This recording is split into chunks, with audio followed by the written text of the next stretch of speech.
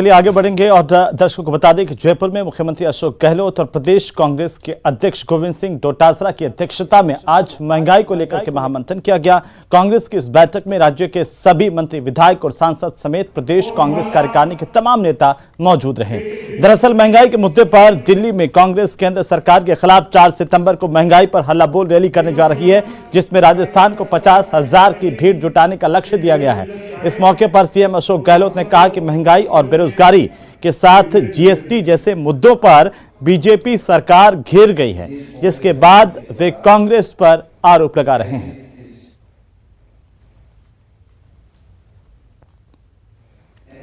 प्रमुख भूमिका में है। वहीं बीजेपी प्रदेशाध्यक्ष सतीश पूनिया ने 14 सितंबर 2019 को प्रदेश बीजेपी की कमान संभाली थी। 14 सितंबर 2022 को पूनिया का 3 साल का कार्यकाल पूरा होने जा रहा है। इसी बीच पार्टी में यह अटकलें शुरू हो गई हैं कि अब नए प्रदेशाध्यक्ष की जिम्मेदारी किसे सौंपी जाएगी। यह खास रिपोर्ट देखिए।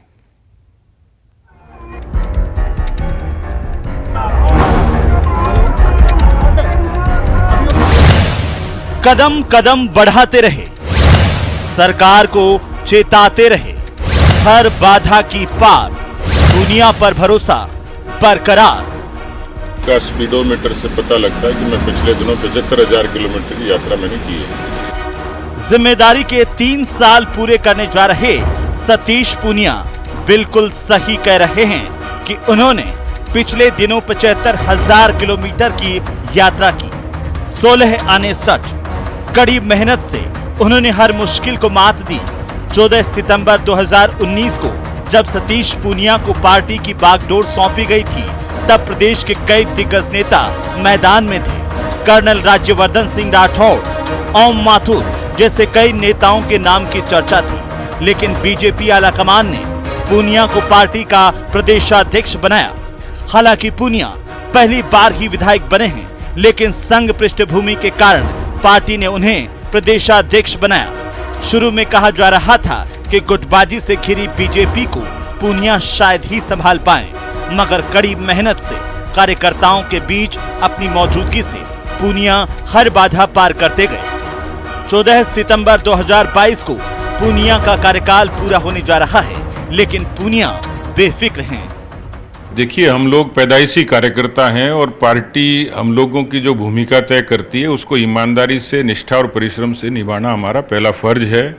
इसलिए हमारे बारे में कोई तय करना, पार्टी को तय करना, हम खुद तय नहीं करते। हमारी कोई अपनी महत्वाकांक्षा नहीं है।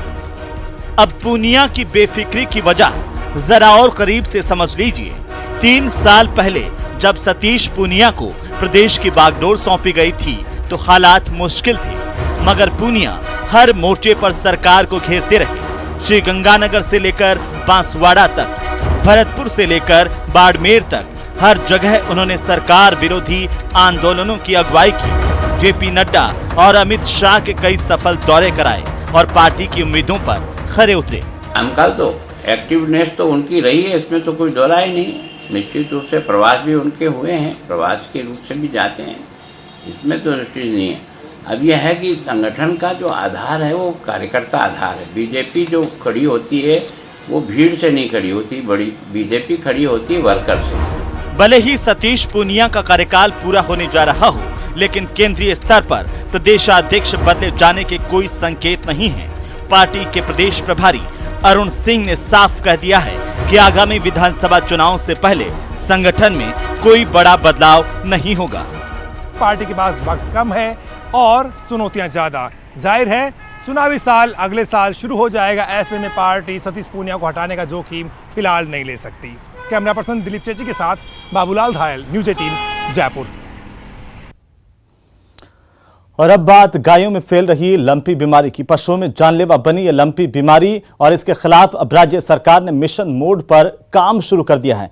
6 लाख से ज्यादा पशुओं में संक्रमण पाए जाने के बाद पशुपालन विभाग लंपी वायरस संक्रमण को रोकने के लिए टीकाकरण अभियान शुरू करने जा रहा है। टीकाकरण के लिए 26 लाख गॉटपॉक्स वैक्सीन की डोज खरीदी जा रही है। इसे लेकर के पशुपालन सचिव पीसी किशन ने कहा है कि मुख्यमंत्री की समीक्षा के बाद राजस्थान डेयरी प्रबंधन की ओर से 10,50,000 गौटपॉक्स वैक्सीन की डोज और गौपालन विभाग की ओर से 10,50,000 गौटपॉक्स वैक्सीन खरीदी जा रही है। साथ ही पशुपालन विभाग की ओर से 5 लाख वैक्सीन की डोज खरीदी जा रही है। मुख्यमंत्री की समीक्षा बैठक के बाद राज्य सरकार ने लंपी वायरस संक्रमण से निपटने के लिए अतिरिक्त बजट को भी मंजूरी दी है।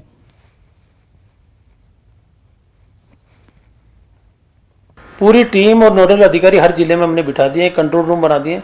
सभी जिला कलेक्टर्स को आदेश दे दिए हैं मुख्यमंत्री जी ने कि कहीं भी दवाई की कमी नहीं रहे, अवेयरनेस का प्रोग्राम पूरा चले, किसी प्रकार की धन की कमी नहीं आए।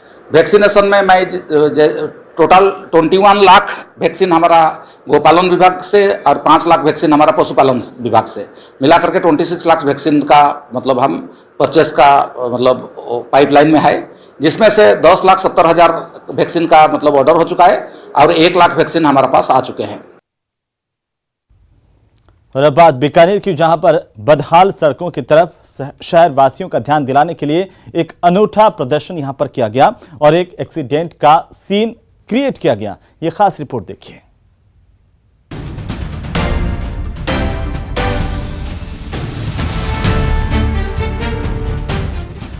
सड़क पर पसरा खून और बाइक के साथ अचेत गिरा शख्स। तस्वीरें बीकानेर की हैं।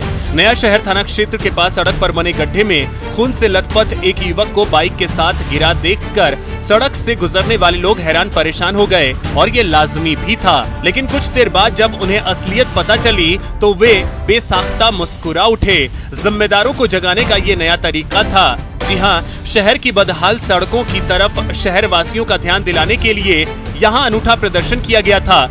अंदरूनी शहर की सड़कें, लक्ष्मीनाथ टेम्पल जो एक विश्व प्रसिद्ध टेम्पल है, भामासा टेम्पल, वो भी रोड पूरी गड्ढों से भरी पड़ी है। हमारा प्रयास यही है कि हम इसको हाईलाइट करके प्रशासन को इस तरफ अवगत कराएं कि इसको दुरुस्त करा के आमजन को राहत पहुंचाएं। दरअसल लोकनायक शहीद भगत सिंह संस्थान से जुड़े चित्रकारों ने MM ग्राउंड के पास सड़क पर बने गड्ढों में रंग भरे और एक एक्सीडेंट का सीन क्रिएट किया। मकसद था शहर की बदहाल सड़कों की ओर प्रशासन का ध्यान आकर्षित करना। हम पूरे शहर में जो है गड्ढे गड्ढे देख रहे हैं, लोगों के डिस्क की प्रॉब्लम हो रही है, लोग टांग तुड़वा रहे हैं। मैं प्रशासन से गुजारिश करता हूं, अभी बोलने की मेरी क्षमता नहीं है क्योंकि ये गड्ढों को देखते हुए और अभी जो डेमो किया हमने, मैं बहुत थक चुका हूं।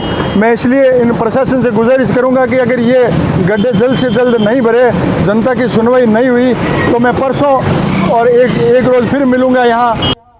राजधानी जयपुर का देवी नगर स्थित शहरी प्राथमिक स्वास्थ्य केंद्र राष्ट्रीय गुणवत्ता आश्वासन मानकों पर एक बार फिर से खरा उतरा है।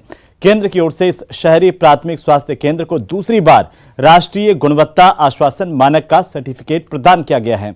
ये इतिहास रचने वाला प्रदेश का पहला शहरी प्राथमिक स्वास्थ्य केंद्र बन गया है। इस शहरी प्राथमिक स्वास्थ्य केंद्र के मुख्य चिकित्सा अधिकारी प्रभारी डॉक्टर अनिल नायर ने बताया है कि राजकीय शहरी प्राथमिक स्वास्थ्य केंद्र देवीनगर को एक बार फिर राष्ट्रीय गुणवत्ता आश्वासन मानक सर्टिफिकेट जारी किया गया है।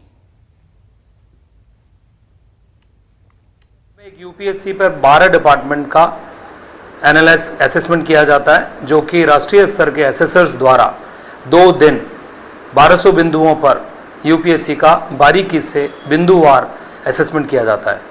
उन बिंदुओं पर मीन्स ऑफ वेरिफिकेशन और रिकॉर्ड के संधारण कर उस पर गुणवत्ता पर उसके मार्किंग की जाती है और असेसमेंट कर उसके परसेंटेज निर्धारित की जाती है। मिनिमम 70% पर इसका सर्टिफिकेशन होता है। लेकिन यह चिकित्सालय 2019 मई 30 तारीख को राजस्थान की पहली यूपीएससी जिसे क्वालिटी एश्योरेंस का एनक्वास सर्टिफिकेशन हुआ।